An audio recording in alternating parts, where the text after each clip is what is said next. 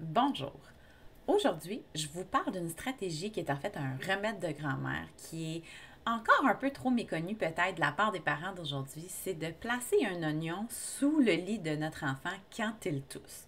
Donc, je veux d'emblée dire que je ne suis pas médecin et je ne prétends pas faire de recommandations dans le cadre de cette vidéo. En fait, mon objectif était vraiment que quand je fais le tour des groupes de mamans, quand je regarde les informations et les questionnements des parents, il y a beaucoup de parents qui se questionnent à savoir, mais qu'est-ce que je peux faire, Stéphanie, pour être capable d'améliorer la condition de santé de mon enfant, alors que les recommandations officielles stipulent que clairement, en bas de 6 ans, on ne devrait pas donner de médicaments ou de sirop contre la toux pour les enfants, et même que la Société canadienne de pédiatrie recommande que n'importe quel médicament en vente libre, vous devriez, en tant que parent, consulter le pharmacien ou le médecin de votre enfant pour savoir qu'est-ce qui est le mieux, en fait, pour les difficultés que vous présentez au quotidien. Donc, je me suis vraiment penchée sur la question. J'ai pris le temps d'aller regarder ce qui se dit sur les groupes de mamans pour connaître en fait l'impression des parents d'aujourd'hui, mais aussi les articles qui ont été écrits en fonction de ces recommandations-là de comment est-ce qu'on fait pour utiliser un oignon, qu'est-ce que ça fait, c'est quoi l'objectif, à quoi ça sert, comment est-ce qu'on fait ça. Bon,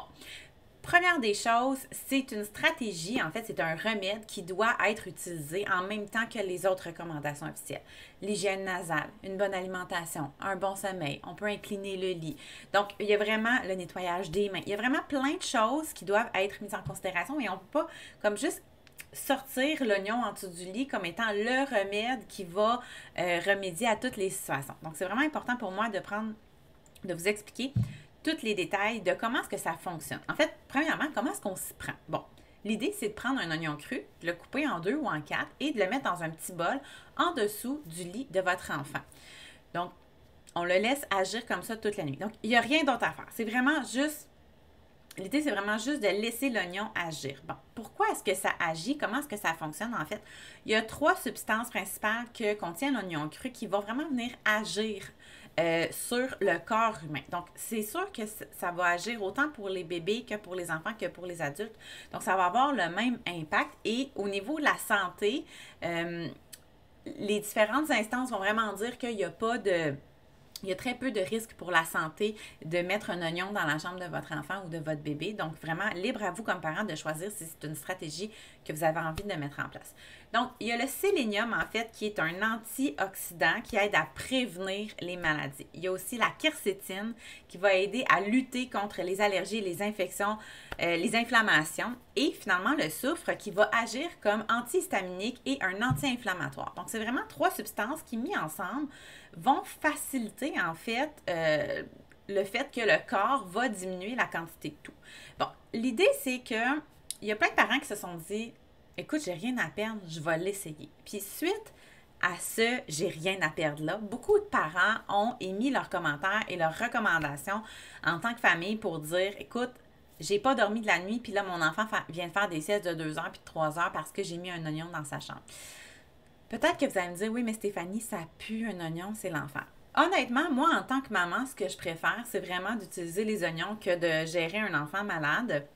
À l'époque où est-ce que j'avais mes enfants qui étaient plus jeunes, je ne connaissais pas le truc de l'oignon dans la chambre, puis probablement que j'aurais aimé ça, pouvoir le savoir pour l'essayer.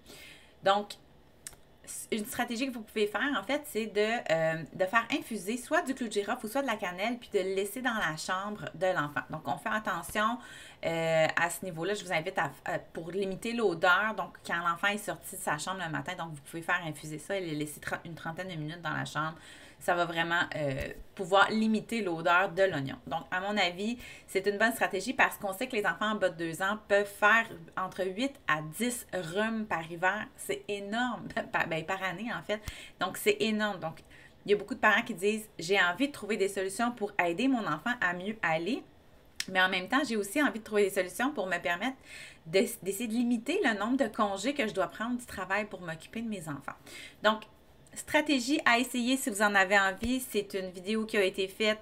J'ai fait une revue littérature, en fait, de tout ce que j'ai trouvé en lien avec ça. Honnêtement, du côté scientifique, il n'y a rien qui porte des conclusions comme de quoi l'oignon serait efficace. Donc, mais il n'y a pas de contre-indication à l'utiliser non plus. Donc, c'est vraiment un choix de parent que vous avez à faire, un choix d'humain à vous de l'essayer. Peut-être que vous pourriez l'essayer pour vous en premier si vous êtes moins à l'aise de l'utiliser avec les enfants, mais je pense que c'est une stratégie, un remède que les parents devraient connaître parce que l'oignon, l'utilisation des produits naturels, en fait, est utilisée depuis des années, des centaines d'années. Et les remèdes de grand-mère ont parfois fait leurs preuves, donc à vous de voir. Et j'ai hâte de vous lire à savoir si vous avez essayé d'utiliser l'oignon anti-du lit pour voir si ça a été efficace dans votre famille ou pas.